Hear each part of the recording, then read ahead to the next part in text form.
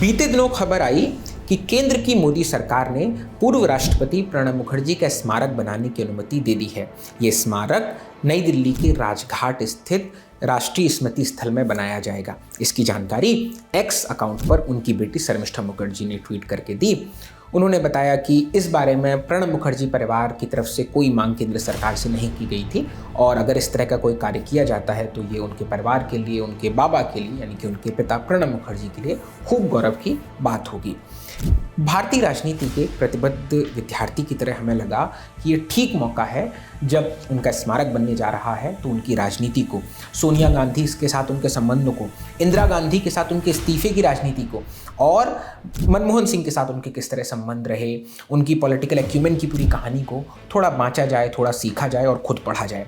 इसलिए सबसे काबिल जरिया बनी उनकी बेटी जिन्होंने इस बात की जानकारी दी थी। उनकी किताब Pranab my father a daughter remembers, इसे रूपा पब्लिकेशन ने छापा है।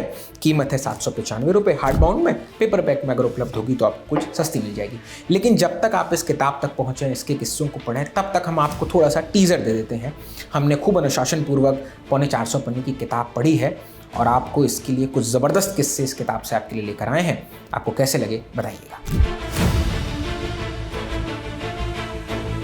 7 जून 2018 ये वो तारीख है जब पूर्व राष्ट्रपति प्रणब मुखर्जी, जी हाँ पूर्व इसलिए क्योंकि वो 2012 से 2017 तक ही राष्ट्रपति के पद पर थे। 2018 में उन्हें 3 बरस के जो ट्रेनिंग कैंप होता है संघ का, उनके स्वयंसेवकों का ट्रेनिंग पूरी हो चुकी थी और उन्हें एज अ वैलेडिक्टरी स्पीच के लिए बुलाया गया। इस समारोह में जाने और उन्हें रोकने की कोशिश के पीछे काफ़ी कुछ घटा। अहमद पटेल का फ़ोन आया, सोनिया गांधी के काफ़ी विश्वस्त अहमद पटेल का शर्मिष्ठा को फ़ोन आया कि आप अपने बाबा को रोकिए कि वो ऐसा ना करें।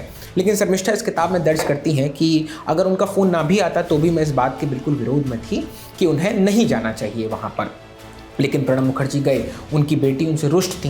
कई एक बार तो ये तक हुआ, इस किताब में दर्ज है कि वो बार बार इस बात को अपना वेंट करती थी, सुनाती थी कि आपको नहीं जाना चाहिए, आप उनको वैलिडेशन दे देंगे, आप उनको लेजिटिमेसी दे देंगे।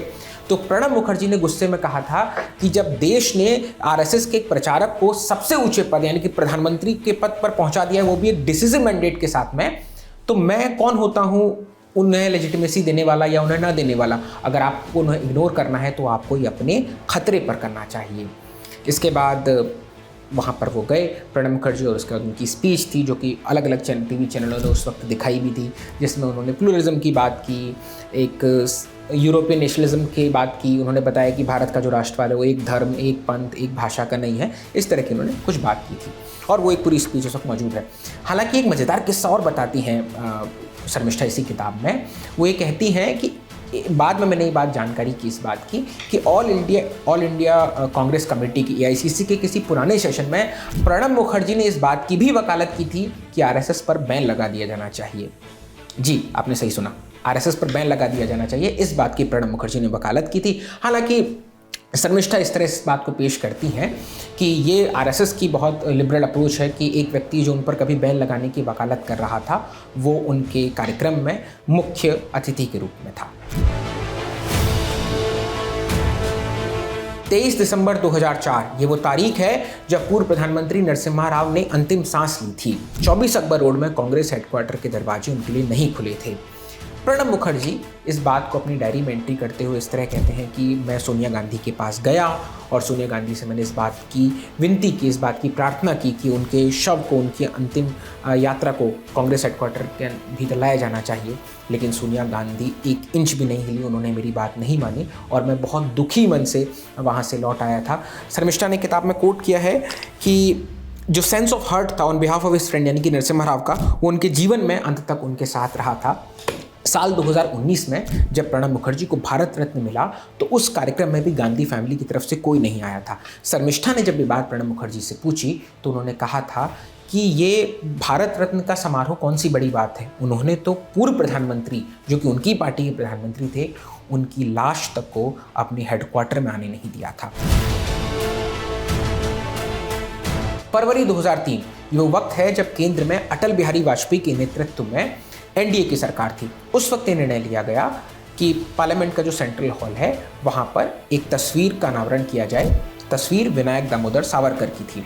इस समारोह का कांग्रेस पार्टी ने बॉयकॉट किया था और इसलिए शर्मिष्ठा यहाँ लिखती हैं, ये बात इसलिए दर्ज करनी है क्योंकि प्रणब मुखर्जी ने इसका विरोध किया। उन्होंने सोनिया गांधी से कहा था कि he would not attend the function as the party had decided to boycott it but it was wrong. ये गलत है, मैं आपकी बात मान रहा हूँ, इसलिए मैं वहाँ नहीं जाऊँगा। ये भी एक दिलचस्प बात है कि जब इस बात पर फैसला लिया गया था कि ये अनावरण होना चाहिए नहीं होना चाहिए, या सेंट्रल हॉल ऑफ पार्लियामेंट में एक तस्वीर विनायक दामोदर सावरकर की होनी चाहिए नहीं होनी चाहिए, तो इस मौके पर 3 लोग वहाँ से मौजूद थे। पहले थे प्रणब मुखर्जी, दूसरे थे सोमनाथ चटर्जी और शिवराज पाटिल। अब सोमनाथ चटर्जी सीपीआई-एम के थे, तो बाद में उन्होंने इस बात को अपनी गलती माना था, शायद वो पार्टी प्रेशर था या क्या था, इस बात पर अभी भी जूरी आउट है। शर्मिष्ठा ने लिखा है कि शायद वो पार्टी प्रेशर हो सकता है। और इसके अलावा शिवराज पाटिल और प्रणब मुखर्जी थे और उनमें से दोनों की सहमति थी।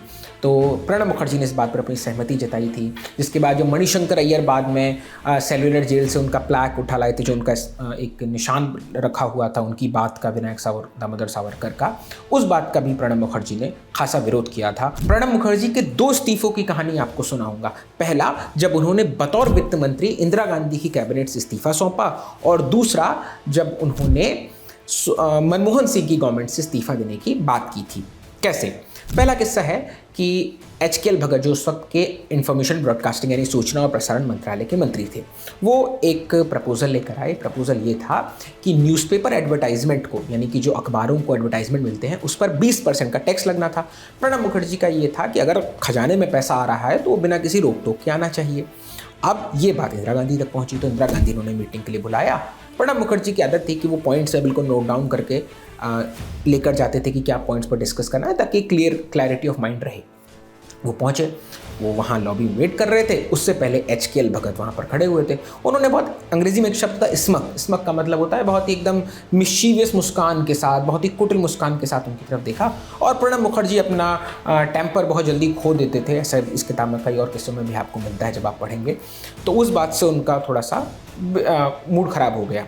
जैसे ही वो अंदर पहुँचे, इंदिरा गांधी ने कुछ कहा कि आप बिल के बारे में कुछ बात करिए। इतने में उन्होंने कहा कि अगर आप चाहती हैं कि मैं बिल को वापस लूं, मैं ये टैक्स वापस नहीं लेने वाला हूं और मैं आपको अपना इस्तीफा सौंप रहा हूं। इतने में R वेंकटरमन, जो कि बाद में प्रेसिडेंट भी बने इस देश के, वो कमरे में दाखिल हुए। उन्होंने देख लिया कि माहौल थोड़ा गर्म है। जब इंदिरा गांधी को वो पेपर सौंप कर आए थे प्रणब मुखर्जी, तो उस पेपर में लिखा हुआ था, पहले में नॉर्थ ईस्ट, दूसरे में लिखा हुआ था चाइना टैक्स। और वो इसलिए था क्योंकि वो पन्ना जो वो अपने पॉइंट्स डिस्कस करने के लिए लेकर गए थे, जल्दबाजी में, गुस्से में प्रणब मुखर्जी वो वाला पन्ना दे आए थे बजाय अपने इस्तीफे के। वेंकटरमन ने बाद में, जाहिर सी बात है, उनसे बात की और उसके बाद इस्तीफा तो एक्सेप्ट हुआ ही नहीं। दूसरा इस्तीफा भी एक्सेप्ट नहीं हुआ। बात ये थी कि प्रणब मुखर्जी मनमोहन सिंह की कैबिनेट में मंत्री हुआ करते थे, और मंत्रालय के ऊपर भी अलग अलग किस्से हैं कि उन्होंने, जब 2004 में ये बात तय हुई कि उनको प्रधानमंत्री नहीं बनाया जाएगा, और इस पर प्रणब मुखर्जी खुद कहते हैं कि जब मुझे कोई उम्मीद ही नहीं थी तो मैं डिसअपॉइंट किस बात से होता। जब उन्हें ये पूछा गया कि क्या आप प्रधानमंत्री नहीं बनाए जा रहे हैं, आप इस बात से डिसअपॉइंट हैं, तो उनसे सोनिया गांधी ने भुलाया और उनसे कहा कि आप बताइए आपको कौन सा मंत्रालय चाहिए। उन्होंने कहा कि मुझे या तो आप एक्सटर्नल अफेयर्स मिनिस्ट्री दे दीजिए या फिर होम मिनिस्ट्री दे दीजिए। लेकिन अंत में जब शपथ ग्रहण समारोह हो रहा था तो प्रणब मुखर्जी को मिली डिफेंस मिनिस्ट्री। इस बात पर वो थोड़ा सा रुष्ट भी हुए थे, लेकिन सोनिया गांधी ने जब उनसे कहा कि मुझे कोई और समझ में नहीं आ रहा था जो इस मैस को संभाल सकता था जो डिफेंस मिनिस्ट्री में है, तो अंत में प्रणब बाबू मान गए। बहरहाल, किस्से का जहाँ सिरा छोड़ा था वहीं लेकर चलता हूँ। तो मनमोहन सिंह की गवर्नमेंट है, मनमोहन सिंह कैबिनेट मिनिस्ट्री में इस बात का एक प्रस्ताव और इस बात पर एक चर्चा हुई कि जो सीनियर कैबिनेट मिनिस्टर्स हैं उनकी जो एज है वो एक डिसाइड होनी चाहिए कि कितनी एज तक आप सेवा कर सकते हैं। 75 वाला शगुफा बहुत नया नहीं है, पुराना भी है। तो इस पर प्रणब मुखर्जी, जो कभी इंदिरा गांधी के ज़माने में सबसे यंग मिनिस्टर हुआ करते थे, वो जो अभी इस बात संभाल रहे थे, उन्हें बात हर्ट कर गई। उन्होंने इस बात को पर्सनली लिया और उन्हें अपना इस्तीफा सौंप दिया।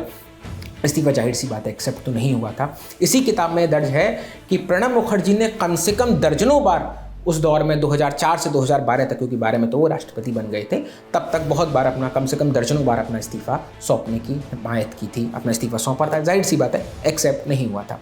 तो ये इस किताब के कुछ एक किस्से हैं। इसके अलावा बहुत और कुछ आपको मिलेगा इसमें। आपको बहुत निजी अकाउंट्स मिलेंगे। एक जाते जाते एक बोनस किस्सा बस राहुल गांधी के बारे में यह है कि प्रणब मुखर्जी बहुत ही आस्तिक किस्म के व्यक्ति थे।